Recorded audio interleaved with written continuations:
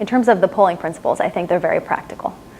And in this life, you have to be practical and keep things simple. And I think they're a very good framework for how one should not only work, but live as well. Work is such a big part of what we do. And I do see in a lot of the milestones, but salient moments, I should say, because some salient moments are not necessarily milestones. The more you remember them because they were challenges or because you had to deal with great adversity, either personal or career-wise. But I look back and now that I know what they are, they're there almost in every instance. Especially in, I think, the most important ones and what I consider some of the things that I'm most proud of. For example, when I was at Mariner, right, I managed a team of people that was lean, very productive, and effective.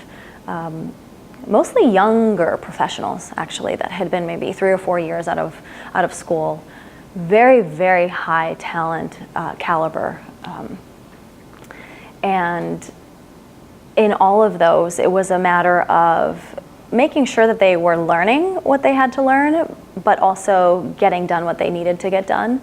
And also giving them the platform, especially on the end for a network, is giving them the platform that they needed to meet people outside the company, right? Even if it wasn't great for me in the end, because they would end up moving on to different roles after several years, excuse me.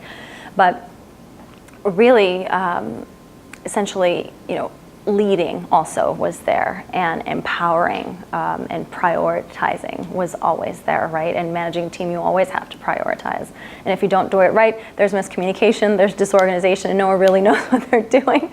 And when you're in a team of 7 or 8 people, it's very, very necessary for you to make sure that you're prioritizing things correctly. But again, if I go through every single principle and I look in detail at what I was experiencing in those salient moments of my career, the polling principles are all there. Kind of wish I had known them before.